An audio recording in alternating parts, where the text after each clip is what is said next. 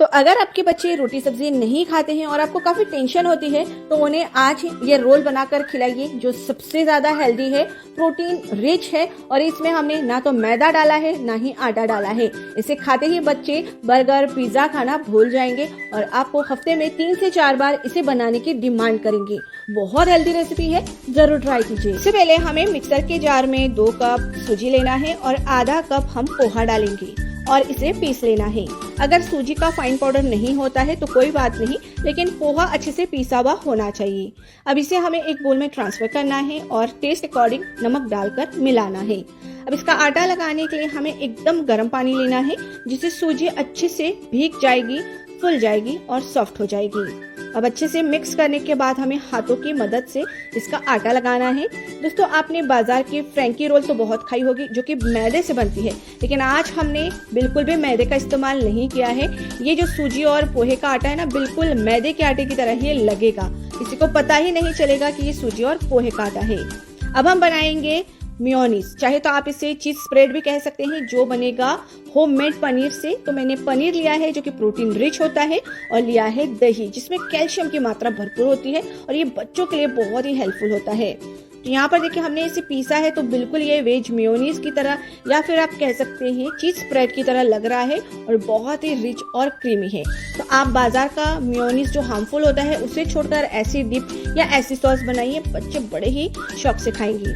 आधे से ज्यादा हमने जो मेयोनीज थी उसे डाल दिया है और इसमें बेसन डालेंगे, साथ ही थोड़ा सा शेजवान चटनी, ये भी मैंने घर पर बनाई है। और इसमें हम थोड़ा सा नमक हल्दी डालकर इसमें पानी डालकर इसके एक स्लरी बनाएंगे। थोड़ा सा बेकिंग सोडा जरूर डालिएगा जिससे कि ये थोड़ा सा फूलेगा और बहुत अच्छे से पकेगा। तो अच्छे तरीके से इसका बैटर बनाने के बाद हमें इसे एक साइड रखना है।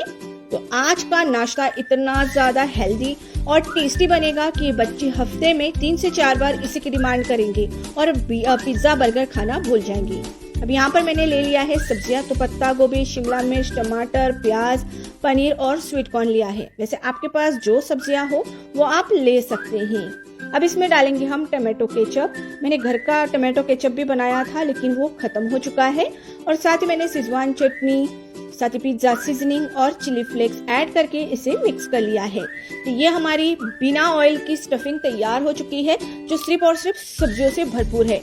बच्चों को सब्जियां खिलाना बहुत मुश्किल का काम होता है, लेकिन ऐसे आप खिला लेंगे तो बच्चे खुशी खुशी खा लेंगे। अब आटे ने रेस्ट कर लिया है दोस्तों, इसे हमें 10 मिनट के लिए मलना है। जैसे जैसे आप इसे मलेंगे ना, सूजी अच्छे से मिक्स हो जाएगी और एकदम स्मूथ आटा तैयार हो जाएगा। और ये आटा इतना सॉफ्ट और इतना मुलायम हो जाता है कि इसकी बनी हुई रोटियां तो आप पूछे मत, 1 घंटे तक सॉफ्ट रहती है। चलिए इसकी रोटी बनाते हैं और ये रोटी सच में इतनी ज्यादा फुली फुली बनती है, अभी आप देख लीजिए। तो यहाँ पर देखिए मैंने थोड़ा सा सूखा आटा लगाया और इसे बेला, तो एकदम सुपर राउंड इसकी रोटी बन चुकी है और इसे अब हम सेक लेंगे। वैसे आप इस रोटी को पहले से बनाकर रख सकते हैं, 1 से 2 घंटे तक ये ऐसे ही सुपर सॉफ्ट और नरम नरम रहती है। तो यहाँ पर हमने तवे में इसे डाल दिया है और जैसे ही हम अलटते पलटते सेकेंगे ये गुब्बारे की तरह फूल जाएगी। तो अगर आपके बच्चों के लिए इसे बनाना हो तो आप इसे पहले से बनाकर रख सकते हैं। देखिए आपकी आंखों को विश्वास नहीं हो रहा है ना कि ये गुब्बारे के जैसे फूल चुकी है। चलिए मैं आपको एक और सेक कर दिखाती हूँ और चाहे आप कोई भी बनाए, इसे बिगिनर्स भी बनाएंगे तो ऐसे ही ये फुली फुली गुब्बारे जैसे ही बनेगी। बहुत अच्छे से फूल जाती है और ये कितनी सॉफ्ट बनती है ये भी देख लीजिए। तो जो लोग मैदे की बने टॉर्टिया या फिर फ्रैंकी रोल नहीं खा सकते, वो इस तरीके से सूजी और पोहे की बनी रोटियों से ये रैप या टॉर्टिया बनाकर खा लेंगे ना तो उन्हें बहुत बहुत हेल्दी मील मिल जाएगा। चलिए बहुत सॉफ्ट बनी है, इसे आप रोटी के डिब्बे में रखकर 2 घंटे के लिए भी रखेंगे ना, ये ऐसे ही सॉफ्ट रहेगी। अब दोस्तों इसे हमें फिर से तवे पर रखना है और जो हमने बेसन, पनीर और दही का पेस्ट बनाया था ना, उसे डालना है और थोड़ा सा फैलाना है। 2 से 3 चम्मच डालकर फैलाइए और ऊपर थोड़ा थोड़ा देसी घी डाल दीजिए या फिर बटर डाल दीजिए और इसे पलट कर हमें सेक लेना है।